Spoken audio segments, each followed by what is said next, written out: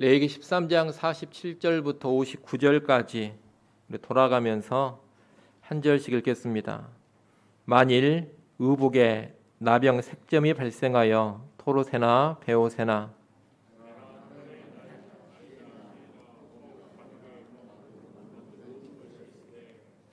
그 의복에나 가죽에나 그 날에나 씨에나 가죽으로 만든 모든 것에 병색이 푸르거나 붉으면 이는 나병의 색점이라 제사장에게 보일 것이요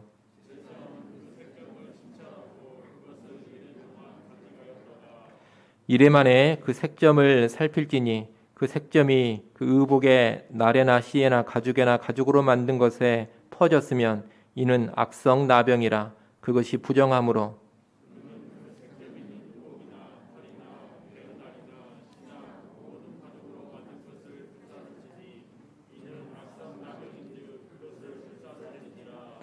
그러나 제사장이 보기에 그 색점이 그 의복의 날에나 씨에나 모든 가죽으로 만든 것에 퍼지지 아니하였으면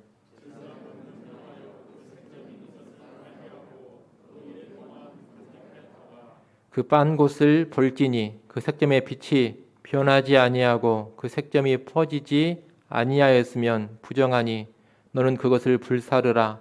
이는 거죽에 있든지 속에 있든지 악성 나병이니라.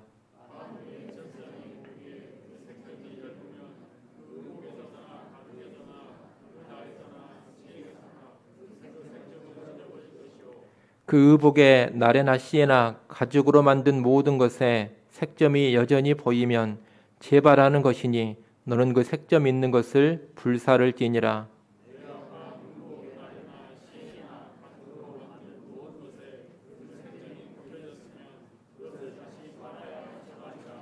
같이 봅니다.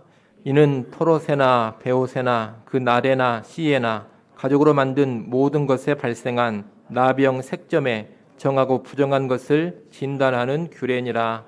아멘. 오늘 본문은 사물에 발생하는 나병, 짜라트에 관한 규례입니다. 사물에 발생하는 악성 곰팡이에 관한 규례다, 이렇게 말할 수 있겠습니다.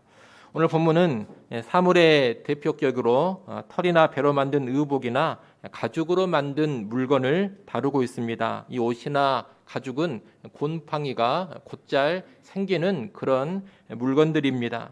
만약 이런 의복이나 가죽 물건에 푸르거나 붉은 색점이 발생을 하면 그 물건의 주인은 그 물건을 가지고 제사장에게 가야 합니다. 그러면 제사장은 그 물건의 색점의 정도를 보면서 악성 나병인가 아닌가 이것을 판단하는 겁니다. 그 판단의 구체적인 규례는 이렇습니다. 만약에 의복 같은 사물에 색점이 발생하면 일단 7일간 그대로 두고 그 뒤에 진단을 합니다. 이것이 1차 진단인데 1차 진단 규례가 51절, 52절입니다. 이 1차 진단에서 색점이 주변으로 퍼져나갔으면 악성 나병, 짜라트로 간주하고 그 물건을 완전히 불태워 없애야 합니다. 그런데 이 1차 진단에서 색점이 퍼지지 않았다면 빨아서 7일을 더 기다립니다. 그리고 그 7일 후에 재진단, 다시 말하면 2차 진단을 합니다. 55절부터의 말씀이 2차 진단에 관한 규례입니다. 빨고 7일 후에 2차로 진단을 했는데 색점이 퍼지지는 않았지만 색점의 빛, 색점의 색깔이 그대로라면 악성으로 간주하고 불태워야 합니다. 55절 말씀이 그 내용입니다. 55절 말씀을 한번 보십시오. 55절에 보면 그 빤 곳을 볼지니, 이게 지금 2차 진단으로 보는 그 경우입니다. 그 빤 곳을 볼지니 그 색점의 빛이 변하지 아니하고 그 색점이 퍼지지 아니하였으면 부정하니 너는 그것을 불사르라, 그렇게 명령을 하고 있습니다. 이 55절에서 퍼지지 아니하였으면, 이 구절은 퍼지지 아니하였을지라도 이렇게 번역하는 것이 훨씬 더 좋겠습니다. 55절 말씀은 2차로 진단했을 때 그 색점이 퍼지지는 아니하였을지라도 색점의 색깔, 그 빛이 변화된 것이 없다면 부정하기 때문에 불살라야 한다. 이런 말씀입니다. 그런데 2차 진단에서 퍼지지 않고 그 색점이 색깔이 엷어졌다면 어떻게 하느냐? 그때는 색점이 있는 그 부분만 찢어내고 다시 나머지 부분은 사용을 하면 됩니다. 56절이 그 내용입니다. 색점이 옅어졌으면 아주 심각한 것으로 보지는 않지만 그래도 색점이 발생한 부위는 부정하기 때문에 그 부분만 찢어내고서 나머지는 사용을 하라는 겁니다. 하지만 이렇게 찢어내고 사용을 하다가 다시 이 물건에 색점이 발생을 한다면 이때는 즉각 악성으로 간주하고 다 불태워 버려야 합니다. 57절이 그에 관한 내용입니다. 57절은 찢고 나서 사용한 물건에 다시 나병 색점이 발생하면 바로 불태워야 한다. 이런 규례인 것입니다. 만약에 2차 진단에서 색점이 아예 다 사라져 버렸다면 악성 짜라트가 아닙니다. 이때는 의복이나 가죽 물건을 물로 한번 빨아서 그 물건을 그대로 사용을 하면 되는 겁니다. 이상이 의복이나 가죽으로 만든 물건, 다시 말하면 사물에 관한 짜라트 규례인데 우리는 이 규례에서 두 가지 적용거리를 좀 생각해 볼 수가 있겠습니다. 첫째는 우리 하나님께서는 어떠한 죄나 부정도 결코 용납하지 않으신다는 겁니다. 이 물건에 관한 나병의 규례를 보면 상태에 따라서 크게 세 가지 처리법이 나옵니다.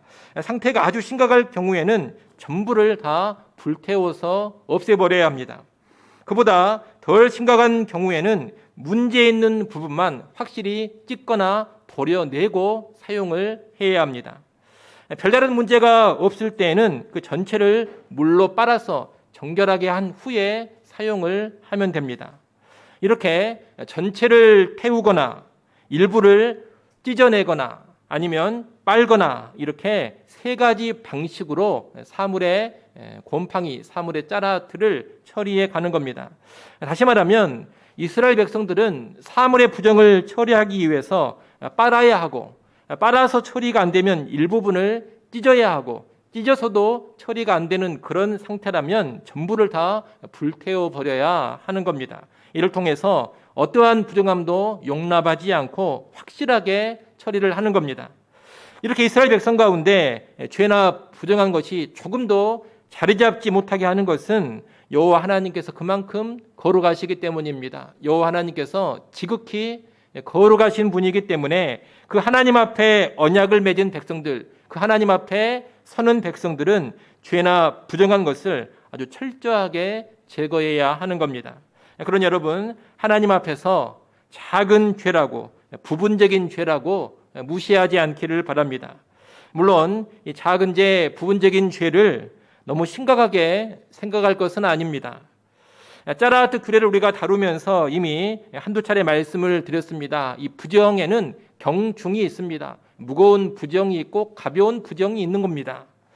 가벼운 부정을 너무 심각하게 생각하고서 너무 무겁게 다룰 필요는 없습니다. 가벼운 부정을 가지고서 이걸 다 불태워 버려야 한다, 다 찢어버려야 된다, 이런 모습으로까지 나갈 필요는 없다는 겁니다. 가벼운 부정은 물로 씻는 정도로 충분합니다. 그러나 동시에 또 뭘 알아야 되느냐? 가벼운 부정이라고 해서 아무것도 아닌 것처럼 생각해서는 절대로 안 된다는 겁니다. 이 곰팡이가 핀 의복을 불태우거나 찢어낼 그런 정도가 아니라고 해서 그냥 넘어가는 것은 아닙니다. 그냥 그대로 사용하는 게 아니라는 겁니다. 그럴 때도 어떻게 해야 되느냐? 물로 전부를 빨아야 합니다. 물로 빨아서 정결하게 한 후에 사용해야 한다는 겁니다. 그렇기 때문에 가벼운 부정, 작은 죄라고 해서 덮어놔도 되고 무시해도 된다, 이렇게 생각하면 안 된다는 겁니다. 가벼운 부정과 사소한 죄도 분명하게 처리할 것은 처리하고 넘어가야 하는 겁니다. 데살로니가전서 5장 22절 말씀에 보면 그런 말씀이 있습니다. 악은 어떤 모양이라도 버리라. 악은 어떤 모양이라도 버리는 것이 거룩한 주의 백성, 거룩한 성도의 삶이라는 겁니다. 이 죄와 부정은 어떤 모양이든지 간에 여하튼 버려야 합니다. 심각한 모양의 죄도 버려야 하고 사소한 모양의 죄도 버려야 하는 겁니다. 심각한 것은 당연히 버려야 할 것입니다. 대수롭지 않은 것이라 하더라도 성도라면 확실하게 처리해야 할 것입니다. 그것이 하나님의 백성에게 요구되는 거룩의 수준인 것입니다. 그러니 오늘 우리의 삶을 우리가 성도이기 때문에 이런 기준에 맞추어서 잘 돌아볼 수 있어야 되겠습니다. 여러분, 심각한 죄들은 확실하게 먼저 처리해 가십시오. 이 심각한 죄들은 불태우고 찢어내는 수준으로 처리를 해야 합니다. 철저하게 통해 자복을 해야 되고 필요하면 배상도 해야 되고 필요하면 누군가에게 가서 직접 사죄를 하기도 해야 합니다. 또 맡고 있는 어떤 직분과 책임에서 물러나야 할 때는 물러날 줄도 알아야 합니다. 심각한 죄는 분명히 심각한 차원에서 처리를 해가야 한다는 겁니다. 더불어 가볍고 사소해 보이는 죄들도 쉽게 무시하지 않아야 합니다. 여러분, 사소한 거짓말, 사소해 보이는 약속의 파기, 하나님께 대한 작은 불충, 또는 사소한 시기심이나 사소한 미움, 작은 도둑질, 작은 비방이나 작은 험담, 여러분 혹시 이런 것들을 너무 쉽게 무시해 버리지는 않습니까? 그런 것은 회개하지도 않고 그런 것은 대수롭지 않게 그냥 넘겨버리면서 살고 있지는 않습니까? 그러면 안 된다는 겁니다. 가볍고 사소해 보이는 그런 죄들도 회개하고 처리를 해야 합니다. 몇 가지 예를 들어보겠습니다. 여러분, 만약 예배 시간에 습관적으로 늦는다면 예배 시간에 습관적으로 늦는 그 행위를 가지고 회개를 하십니까? 다른 약속 시간이라든가 회사에 출근하는 시간은 꼬박꼬박 잘 지키는데 예배 시간만 습관적으로 늦고 있다면 그것은 분명히 어떤 불충이 있는 겁니다. 하나님에 대한 경외감이 빈약한 모습이 분명히 자리 잡고 있다는 겁니다. 심각한 죄는 아닙니다. 그러나 아무것도 아니다, 예배 안 드린 것보다는 낫지 않느냐, 이렇게 쉽게 생각할 사안은 아니라는 겁니다. 또 누군가에 대해서 근거 없이 비방하고 험담한 그런 일에 대해서 회개는 하십니까? 비방하고 험담한 것들을 가지고서 그냥 누구와 대화하다 보니 자연스럽게 나온 것이다, 대화의 일환으로 그냥 이루어진 것이지 그런 게 무슨 문제냐, 이렇게 쉽게 생각하고 넘어가 버리지는 않습니까? 상대방을 무시하고 못 오가는 언행 또는 폭력적인 말이나 행동을 했다면 그것을 가지고 회개를 하십니까? 부부 사이에, 자녀에게, 주변 사람에게 행한 그릇된 언행을 혹시 대수롭지 않게 생각하고 넘겨버리지는 않습니까? 오늘날 인터넷 댓글도 사람들이 많이 다는데 인터넷 댓글에 무례하고 거친 말, 잔인하고 모독적인 말을 쉽게 쓰면서도 전혀 회개하지는 않는 그런 모습이 있지는 않습니까? 누군가를 비방하는 인터넷 글을 아무 생각 없이 SNS로 퍼나르고 있지는 않습니까? 또 어떤 가짜 뉴스를 확인하지도 않고 널리 퍼뜨리고 있지는 않습니까? 여러분, 그런 것도 회개해야 될 죄에 들어가는 겁니다. 다들 그렇게 한다, 사소한 것이다, 이렇게 생각하고 그냥 무시하고 덮어버릴 것이 아니라는 겁니다. 혹시 하나님 앞에서나 사람 앞에서 예라고 말하고 안 해버린 것은 있지 않습니까? 누군가에게 내가 어떻게 해주겠다고 약속해 놓고서 언제 그랬냐는 듯이 외면해 버린 적은 없습니까? 그것은 거짓의 죄 또는 신실하지 못한 죄가 아닙니까? 그런 일들은 회개를 하십니까? 오늘날 젊은 사람들은 불법으로 영화나 드라마를 다운받기도 하는데 여러분, 그것은 작은 도둑질이라는 것을 알아야 합니다. 4,000원 내고 다운받아야 될 영화 또는 5,000원 내고 다운받아야 될 드라마라면 그 돈을 다 내고 다운을 받아야지 어떤 사이트에 들어가서 200원, 300원에 값싸게 다운받으려고 하면 안 된다는 겁니다. 그것은 저작권을 침탈하는 도둑질입니다. 이와 비슷한 것으로 신학생이나 목회자들이 출판된 주석서라든가 신학서적을 스캔을 떠서 불법 PDF 파일로 소지하고 보는 그런 경우들도 많습니다. 가난한 신학생이고 돈 없는 목회자니 그런 방법으로도 책을 본다 이렇게 합리화를 하기도 합니다만 사실 저작권을 도둑질하는 행태입니다. 그런데 그런 일을 하면서도 요즘 사람들은 다 그렇게 한다. 주변 사람들도 다 그렇게 살고 있다. 이렇게 생각하면서 도둑질하는 것을 도둑질한 채로 여기지 않고 당연하게 생각하며 넘어간다면 이것은 부정을 사소하다 해서 방치하는 그런 행태가 되는 겁니다. 여러분, 사소한 죄, 다른 사람도 다 하기 때문에 대수롭지 않게 여기는 죄, 여러분 그것도 죄라는 것을 꼭 기억하시기를 바랍니다. 그것도 부정한 것이고 그것도 악한 것입니다. 거룩하신 하나님 앞에서는 주의 백성들이라면 그러한 죄들도 회개해야 되고 그러한 죄들도 버려갈 줄 알아야 합니다. 그것이 그리스도인다운 정결과 거룩의 모습인 것입니다. 지극히 거룩하신 하나님 앞에 그것이 합당합니다. 이 말은 완벽주의자로 살아라 그런 말이 아닙니다. 작은 죄 하나 지을까 봐서 또 작은 실수 하나 할까 봐서 바짝 긴장하면서 숨막히게 살아라 이런 말이 아닙니다.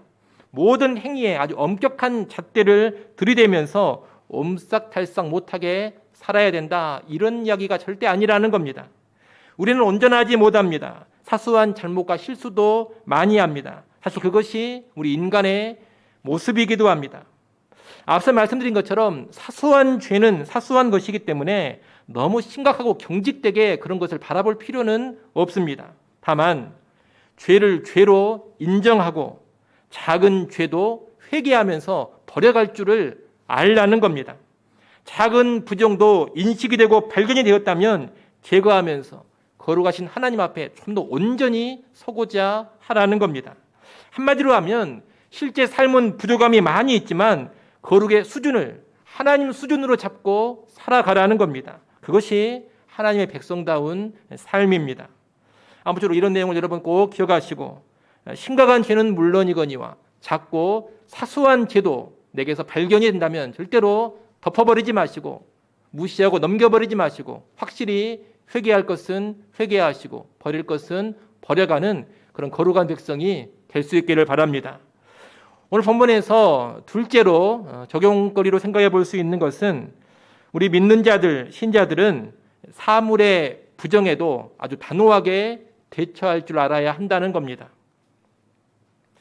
우리가 지난주까지 봤던 이 나병 짜라트 규례는 사람에게 발생하는 나병이었습니다. 그런데 오늘 본문의 이 규례는 사람이 아닌 의복이나 가죽 물건 같은 사물에 관한 것입니다. 그런데 이런 사물 역시 부정해지고 더러워질 수가 있습니다. 그리고 이렇게 부정하고 더러워진 사물은 그냥 내버려 두는 것이 아닙니다. 단호하게 처리를 해가야 하는 겁니다. 오늘날도 부정해지는 그런 사물이 존재할 수가 있습니다. 무슨 곰팡이 핀다 해가지고 지금 신약시대는 부정해지는 것이 아닙니다. 영적으로 더러워지고 영적으로 부정해지는 그런 사물이 내가 가지고 있는 것 중에 발생할 수 있다는 겁니다. 일례로 돈 같은 것을 생각해 볼 수가 있겠습니다.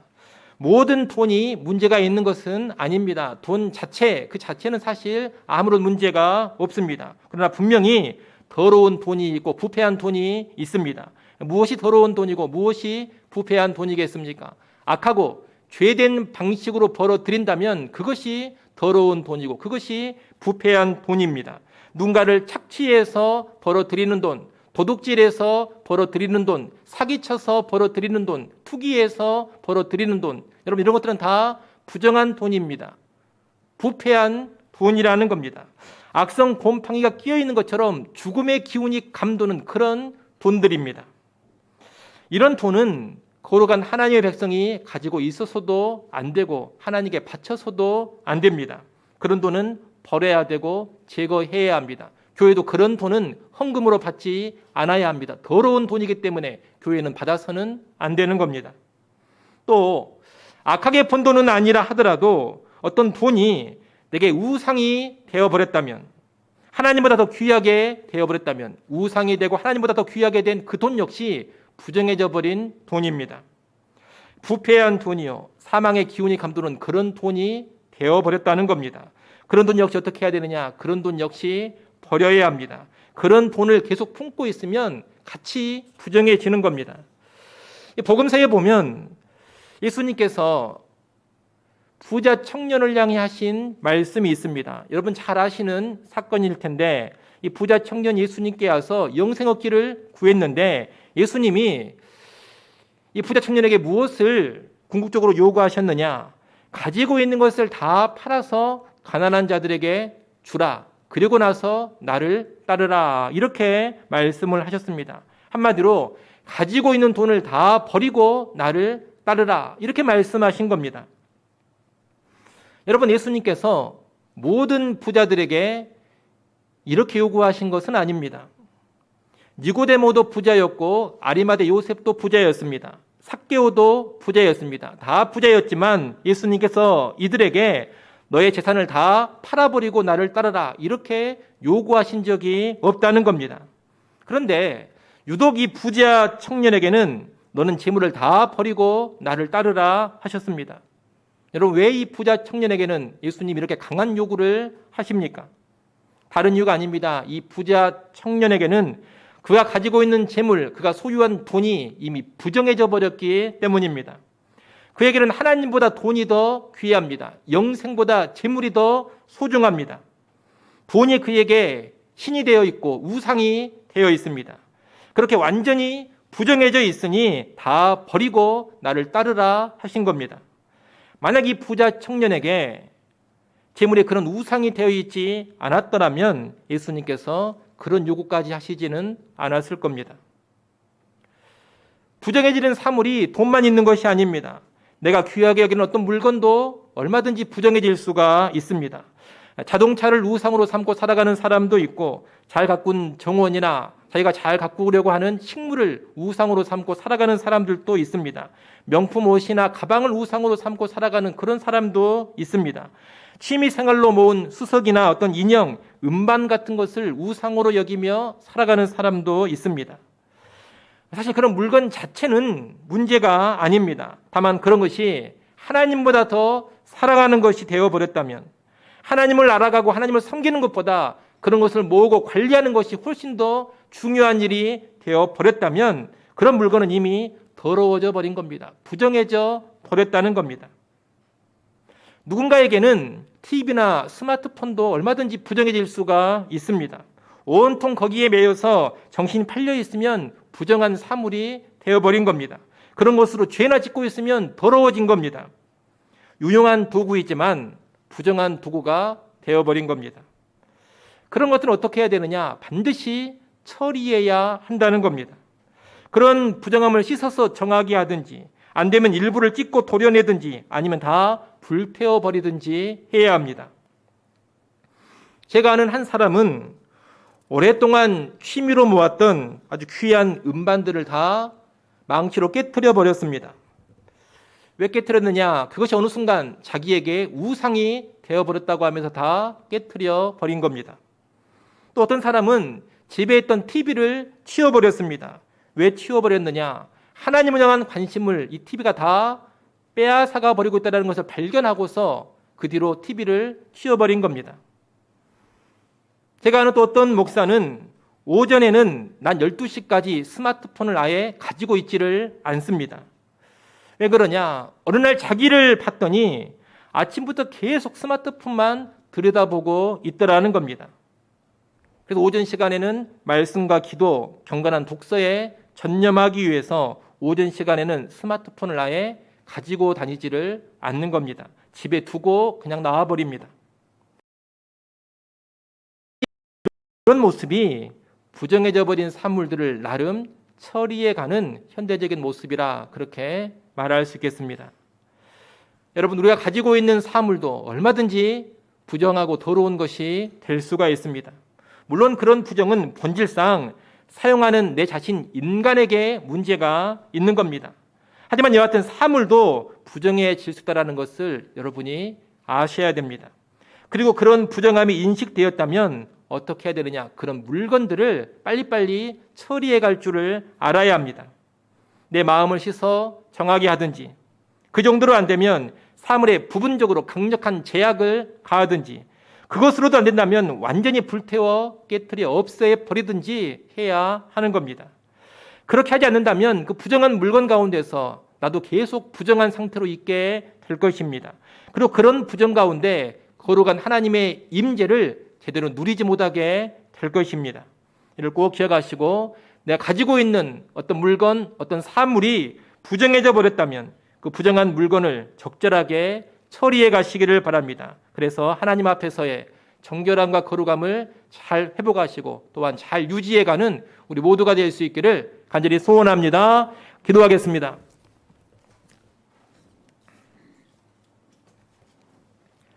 하나님 아버지, 사물에 관한 짜라트 규례를 받습니다. 죄와 부정은 확실하게 처리해 가야 한다는 것을 기억하게 하여 주시옵소서. 심각한 것이든 사소한 것이든 여하튼 무시하지 않고 모든 죄와 모든 부정을 적절히 처리해가는 거룩한 주의 백성들 되게 하여 주시옵소서.